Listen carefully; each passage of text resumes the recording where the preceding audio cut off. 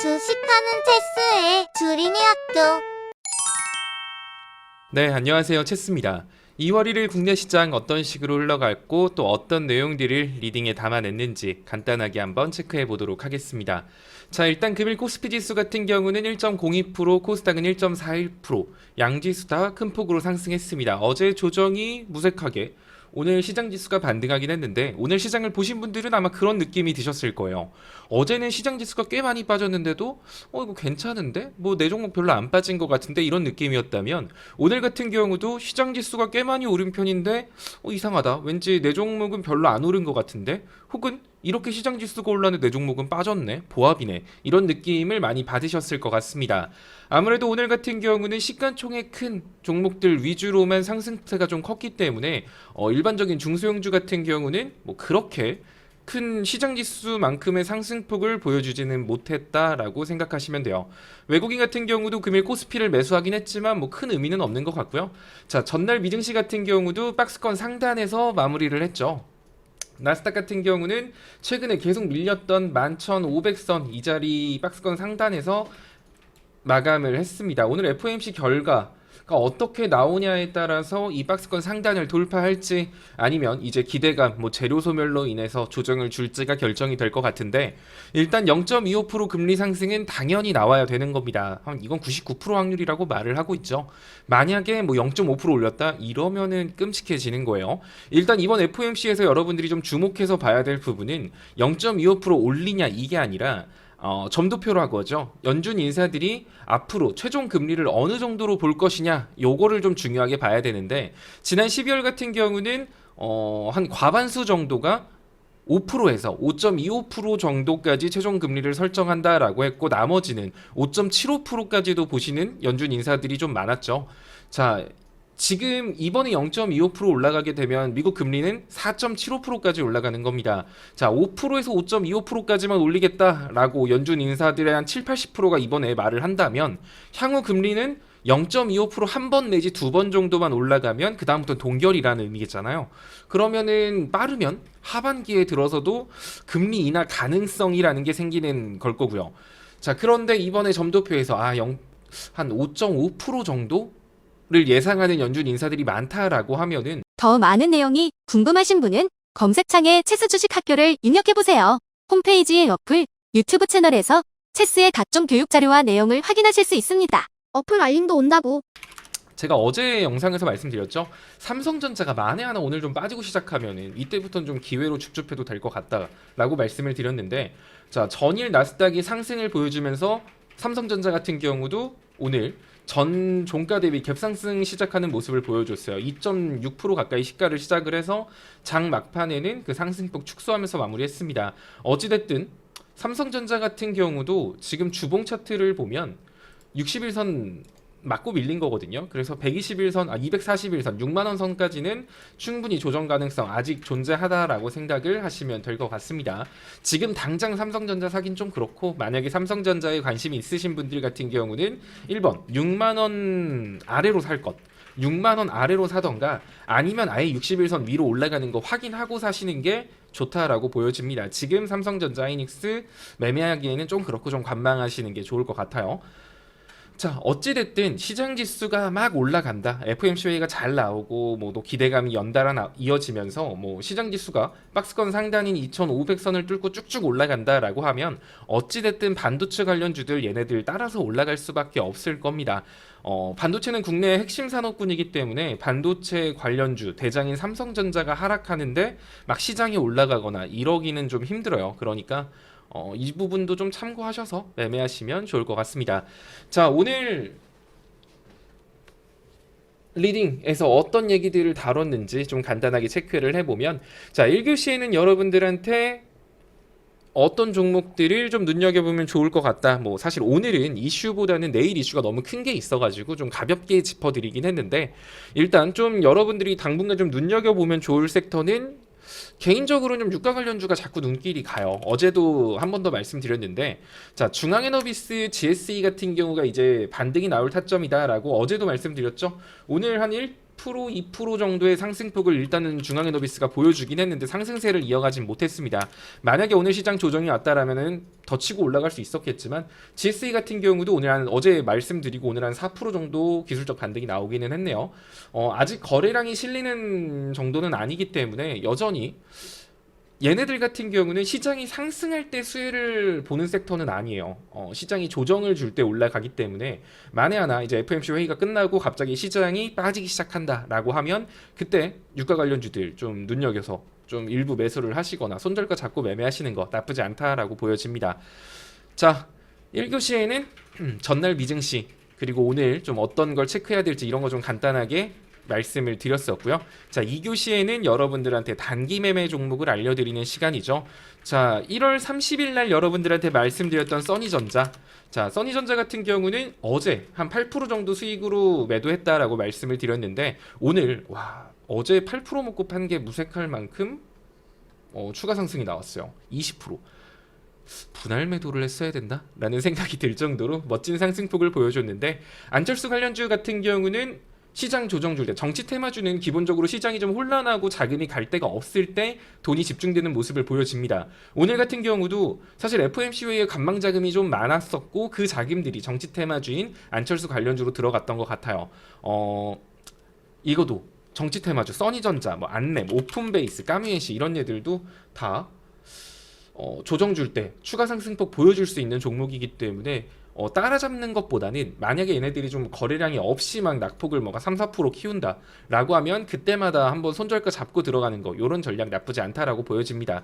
대장은 당연히 써니전자 안랩 쪽이고요. 오픈베이스, 까미에시 같은 경우는 후발주자로 움직입니다. 아무래도 상대적으로 등 하락폭이 적기 때문에 좀 변동성에 저는 좀 따라가기 힘들어요 하시는 분들은 안철수 관련주에서 오픈베이스나 까미에시 위주로 좀 체크를 하시면 좋지 않을까 합니다.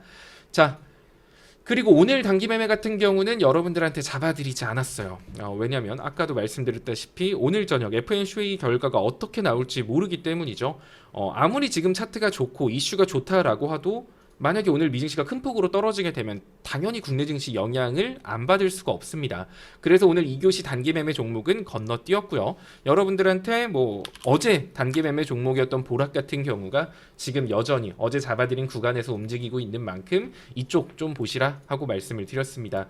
손절가부터 시작해서 쭉 남겨드렸기 때문에 그거 참고하셔서 매매하시면 좋을 것 같아요. 2교시에 진행하는 단기 매매 종목 같은 경우는 수익률을 극대화한다기보다는 투자 기간을 짧게 가져가며 또 막 종목이 빠졌다고 해서 추가 매수라던가 물타기로 평단을 조절하는 대응 방식보다는 손절, 숙제 이런 방식으로 쳐내는 식으로 회전율을 높이는 종목들이니까 이 점 참고하셔서 따라오시면 그렇게 어려움 없이 따라오실 수 있을 거예요. 자, 그리고 3교시는 장중 시황에 대해서 잡아드리는 시간이었는데 오늘은 사실 시장지수의 움직임이 크게 중요하지 않다 보니까 여러분들한테 좀 잔소리를 했습니다. 사랑의 맴매를 좀 휘둘렀는데 간단하게 다시 말씀을 드리면 여러분들이 어떤 리딩을 보고 또 어떤 뉴스를 보고 뭘 하든 간에 또 어떤 훌륭한 사람이 와서 여러분들한테 정보를 주든 여러분들이 행동하지 않으면 변화는 없습니다. 막말로 워렌 버핏 형님이 오셔서 막 여러분들한테 시황을 잡아주고 주식 교육을 해주고 종목을 잡아줘도 여러분들이 안 읽고 아무것도 행동하지 않으면 여러분의 계좌는 변화가 없다라는 거예요. 자, 이유는 많습니다. 저는 지금 다 물려 있어서 할 수 있는 게 아무것도 없어요. 이런 분들이 많으신데 그런 분들 당연히 과감하게 지금 종목 손절하시고 새로 하세요 이렇게 말씀을 드리는 게 아니에요. 그건 누구나 힘듭니다. 이렇게 큰 행동을 하는 건 너무나도 힘들고 연습이 안 돼 있으면 손절은 누구나 힘들어요. 그러니까 딱 한 주라도 하라고 말씀을 드린 거죠. 만약에 한 주라도 한 10주라도 본인이 이 정도는 부담 없이 할 수 있잖아요. 손절을 하더라도 익절을 하더라도 사실 한 주 10주 사서 익절해봐야 얼마나 벌겠어요. 몇백 원 벌겠죠. 근데 그 몇백 원 벌어서 수익 보라고 그렇게 말을 하는 게 아니라 그런 식으로 매매의 감을 쌓는 거죠. 자, 예를 들어서 써니전자를 샀어요. 1월 30일 날. 그리고 어저께 내가 팔았네요. 10주밖에 안 샀는데 수익이라고 해봐야 몇천 원 수준일 거예요. 그러면 근데 오늘 한 20% 올랐잖아요. 그럼 어떤 생각이 들까요? 좀 더 용기 내서 더 사볼 걸. 혹은 아, 그때 다 팔지 말고 좀 분할 매도를 해볼 걸 이러면서 자기가 매매했던 거에 대한 피드백을 할 수 있단 말이죠. 아, 그때 이렇게 하면 안 됐었지. 이렇게 하면 더 좋았을 텐데. 이렇게 하나하나 발전해 나가는 거거든요. 그러니까 정말 작은 행동으로 시작을 해서 점점 변화해 나간다라고 생각하시면 돼요. 그러니까 그냥 지금 할 거 없다. 아, 뭔 말인지도 모르겠고 그냥 아무것도 안 해야지. 아, 그냥 덮어놓고 아무것도 말자. 이렇게 하면 정말 발전이 없습니다. 진짜 조금의 행동 한 주라도 이렇게 리딩 보고 시황 보면서 따라 하시면 분명 도움이 되실 거예요. 어차피 이제는 재테크가 옛날에는 하든가 말든가였잖아요. 사실 재테크라고 해봐야 뭐 다 은행에다 저축하고 예금하는 것밖에 없었는데 사실 그런 식으로 해서는 요새 물가 상승률도 따라가기가 힘듭니다. 그래서 이제는 약간 주식이라는 투자라는 게 옛날에는 선택이었다면 이제는 필수인 시대가 되어가고 있어요. 그럼 어차피 여러분들이 꼭 해야 되는 거라면 이왕이면 제대로 하면 좋잖아요. 막 피토할 노력을 하세요. 이런 말씀까지는 안 드릴 거예요. 이런 말씀까지는 안 드리는데 이왕 하는 거라면 조금 더 관심 주고 어제보다 오늘 조금씩이라도 나아지면 돼요. 뭐 한 주 사서 매매한다고 뭐 그게 나아지는 게 있겠어요? 당장엔 눈에 보이는 게 없어요. 그런데 그렇게 하다 보면 아, 이때는 분할 매수를 할 걸, 이때는 분할 매도를 할 걸, 이런 경험들이 하나하나 쌓여서 성장해 나가는 거거든요. 그러니까 이왕 하시는 주식 이왕이면 좀 제대로 하셨으면 좋겠습니다. 자, 그리고 4교시에는 여러분들한테 종목 분석을 해드렸죠. 가족반 같은 경우는 네이처셀에 대해서 종목 분석을 해드렸어요. 뭐 이 종목이 엄청 좋아서 분석했다라기보다는 이제 여러분들이 아, 이 종목 교육 좀 해주세요라고 말씀하신 분이 있어서 제가 해당 종목이 어떤 이슈로 움직이고 또 재무는 어떻고 차트는 어떻고 뭐 어떤 조건에서 움직일 수 있고 만약에 지금 매매를 한다면 언제 사고 언제 팔지 이런 거에 대해서 되게 자세하게 남겨드렸거든요. 그러니까 한번 올려서 확인해 보시면 좋을 것 같고요. 또 체험반 같은 경우는 여러분들한테 오늘 이동평균선에 대해서 교육을 해드렸습니다. 이동평균선은 사실 차트의 기본이죠. 이평선에 대한 이해가 없이 기술적 분석을 할 수는 없어요.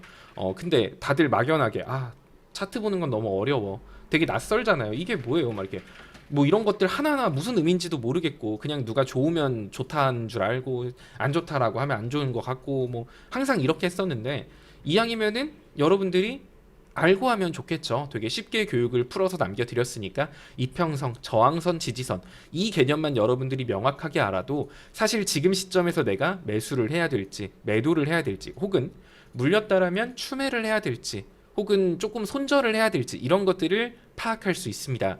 지지선, 저항선 이거는 모든 기술적 분석의 시작이거든요. 그러니까 이러한 내용들도 오늘 제가 교육해드렸으니까 이해 안 가시는 분들은 위로 올려서 확인하시면 좋을 것 같고요.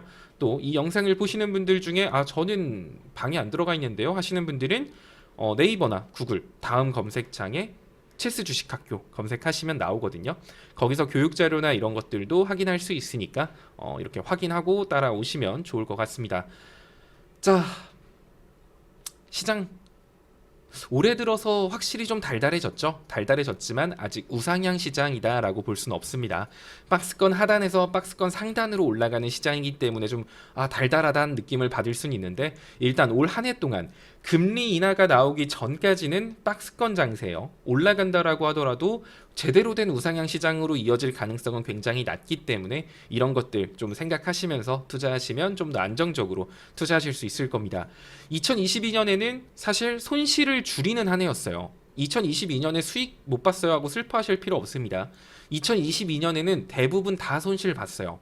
그러면 2023년 같은 경우는 뭐 대부분 다 수익 볼 수 있는 한 해는 아니에요. 하지만 회복은 할 수 있는 한 해거든요. 그러니까 지금 시장 정말 중요해요. 손 놓고 아무것도 안 하면 아무것도 변하는 게 없습니다. 다들 이거 꼭 명심하시고 즐겁게 주식 투자하시기 바라겠습니다. 다들 오늘 하루도 본업에서 고생 많으셨고요. 내일 뵙도록 하겠습니다. 실시간 리딩을 경험하고 싶다면 홈페이지 어플 상단의 체험방 입장 배너를 클릭하고 카카오톡 오픈 채팅방에 입장해보세요. 입장 후 인사와 함께 입장 경로 말씀 부탁드립니다. 주식하는 체스의 주린이 학교.